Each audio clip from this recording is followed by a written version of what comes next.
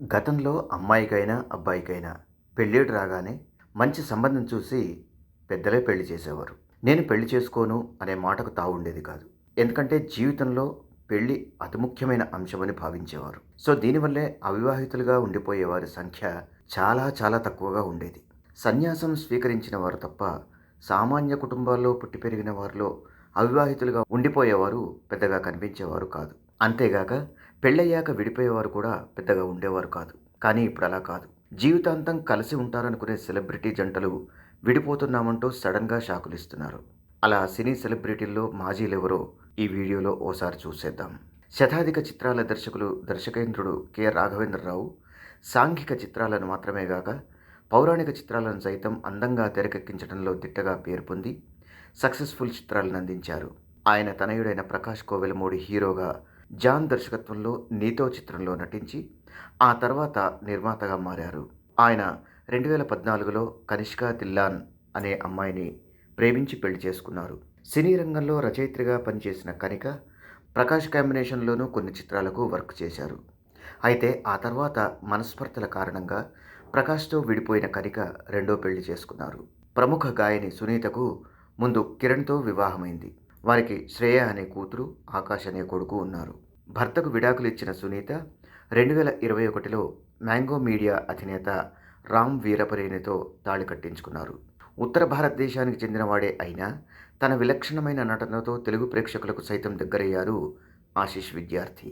11 భాషా చిత్రాల్లో నటించిన ఆశీష్ విద్యార్థి ముందు రాజోషిని పెళ్లి చేసుకున్నారు. కానీ ఆ తర్వాత అభిప్రాయ భేదాల వల్ల విడిపోయారు. ఆ తర్వాత ఆశీష్ మరో పెళ్లి చేసుకున్నారు. అలాగే తెలుగు ప్రేక్షకులకు దగ్గరైన సంపత్ సినిమాల్లో మాత్రమే కాక వెబ్ సిరీస్లలో సైతం తన అభినయ ప్రావీణ్యాన్ని చూపుతున్నారు. సూపర్ డూపర్ మ్యూజికల్ హిట్ అయిన నీరాజనం సినిమాతో ప్రేక్షకులకు చిరపరిచితురాలైన శరణ్య తన సెకండ్ ఇన్నింగ్స్లో క్యారెక్టర్ ఆర్టిస్ట్గా సైతం రాణిస్తున్నారు. నిజానికి సంపత్, శరణ్యలకు గతంలో పెళ్ళైంది. అయితే పెళ్లి మీద ఏమాత్రం అవగాహన లేని వయసులో తమకు పెళ్ళైందని, అందుకే తర్వాత విడిపోయామని ఓ ఇంటర్వ్యూలో సంపత్ వివరించారు. పరువు ప్రతిష్ట, దొంగాట ఇలాంటి ఎన్నో సూపర్ హిట్ సినిమాల్లో హీరోగా నటించి ప్రేక్షకుల ప్రశంసలు అందుకున్న సురేష్ ఆ తర్వాత జనతా గ్యారేజ్ మొదలైన సినిమాల్లో క్యారెక్టర్ ఆర్టిస్ట్గా సైతం రాణించారు. ఆయనకు హరితారెడ్డి అనే అమ్మాయితో పెళ్ళైంది. కానీ నిజానికి పెళ్ళైనప్పుడు తన వయసు 21 ఏళ్ళు అని, హరిత వయసు 18 అని చెప్పిన సురేష్ తమకు ఒక కొడుకు కూడా కలిగాడన్నారు. పెద్ద చదువులు చదువుకోవాలన్నది హరిత ఆశయమని, కానీ ఆ సమయంలో తను సినిమాలో బిజీగా ఉండడం వల్ల తోడుగా వెళ్ళలేని పరిస్థితుల్లో విడాకులు తీసుకున్నామన్నారు సురేష్. అంతేగాక పెళ్ళయ్యాక తన పేరును అనితా సురేష్గా మార్చుకుని ఆమెకు రెండో పెళ్ళైన తర్వాత కూడా అదే పేరుతో కొనసాగుతున్నారన్నారు సురేష్. ఇక అక్కినేని నాగార్జున మేనకోడలైన సుప్రియ యార్లగడ్డ ఇష్టం సినిమాలో హీరోగా నటించిన చరణ్ రెడ్డిని ప్రేమించి పెళ్లి చేసుకున్నప్పటికీ మనస్పర్ధల వల్ల విడిపోయారు. చరణ్ రెడ్డి అనారోగ్యంతో ఇటీవలే మరణించిన విషయం తెలిసిందే. అలాగే హీరో సుమంత్ కూడా కీర్తిరెడ్డిని పెళ్లి చేసుకుని కొంతకాలం అయ్యాక విడిపోయారు. కీర్తిరెడ్డి రెండో పెళ్లి చేసుకున్నప్పటికీ సుమంత్ మాత్రం మరో పెళ్లి చేసుకోలేదు. యువతరంలో వెలిగిపోతున్న సంగీత దర్శకుల్లో ఒకరైన జీవి ప్రకాష్ కుమార్ తెలుగు ప్రేక్షకులకు కూడా చిరపరిచితులే.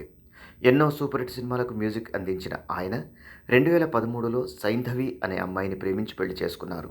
కానీ కారణాంతరాల వల్ల ఒక కూతురు కూడా ఉన్న ఈ భార్యాభర్తలు ఈ సంవత్సరంలోనే విడాకులు తీసుకున్నారు.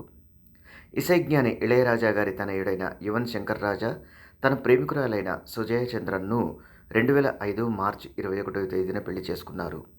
కానీ మనస్పర్ధల కారణంగా 2005 ఆగస్టులో ఈ జంట విడాకులు కోరగా 2008 ఫిబ్రవరిలో మంజూరయ్యాయి. చూశారుగా, ఈ వీడియో కనుక మీకు నచ్చినట్టయితే లైక్ చేయండి, షేర్ చేయండి. మీ అమూల్యమైన అభిప్రాయాల్ని కామెంట్ రూపంలో తెలిపి మమ్మల్ని ప్రోత్సహించడం మాత్రం మర్చిపోకండి. ఇలాంటి మరిన్ని ఇంట్రెస్టింగ్ వీడియోల కోసం మా ఛానల్ని సబ్స్క్రైబ్ చేసుకోండి.